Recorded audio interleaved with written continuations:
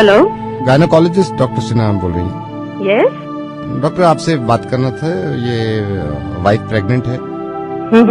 कितने मंथ की प्रेग्नेंट है? 4 महीने हो गया। अच्छा, ओके। समझ नहीं आ रहा डॉक्टर, कैसे आपको बताएं, क्योंकि आप माइंड मत करना, पता तो चल जाता है, हमारी वाइफ को भी पता चल गया था। लड़की है। अच्छा, अबॉर्शन करना था। Is there complication? कॉम्प्लिकेशन कोई नहीं है, लड़की है तो। ये कैसे बात कर रहे हो आप? क्या बात कर रहे हैं? मेरा टाइम मत वेस्ट करो, मैं सच बता रही हूँ, मैं तुम्हें जेल करवा दूंगी। ऐसा तुम पहले नहीं हो। लड़की है। तुमको समझ में नहीं आ रही बात है? अबॉर्शन करा दूंगा, जेल में चला जाएगा तू। पढ़े लिखे हो कि नहीं हो?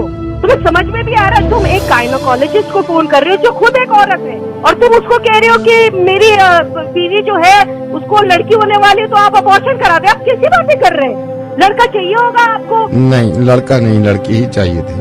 तो फिर क्यों करा रहे हो अबॉर्शन? क्योंकि रेप हो जाएगा इसका। डॉक्टर, मैं ये नहीं चाहता कि इसका रेप हो जाए।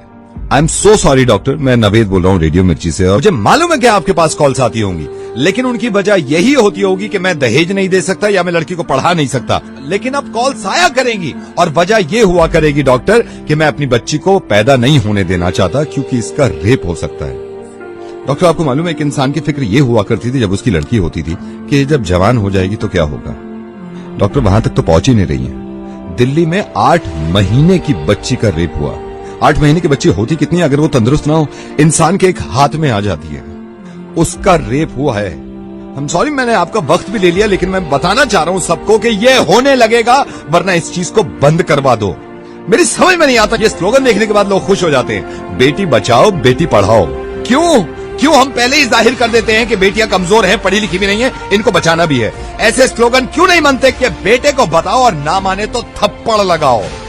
और जितने लोग इस बात को मानते थे ना कि लड़की घर से बाहर निकलती है तो रेप होता है, उसके रिश्तेदार ने बेडरूम में घुस के उसकी बच्ची के साथ रेप किया। जब इसके माँ बाप ने इस बच्ची को देखा तो खून में लथपथ पड़ी थी, पूरा हॉस्पिटल गूंज गया था इसकी चीख से। और हिंदू मुस्लिम, आप करते रहिए अपना काम एक दूसरे को बुरा भला कहने में और जुलूस निकाल के एक दूसरे को मारने में। अगर शर्म है ना थोड़ी सी, तो इनसे ज्यादा खतरनाक जो हमारे मुल्क में हो रहा है कि बच्चियों के रेप जो करते हैं, उन जानवरों को जाके सबक सिखाओ, इतनी भीड़ ले जाकर।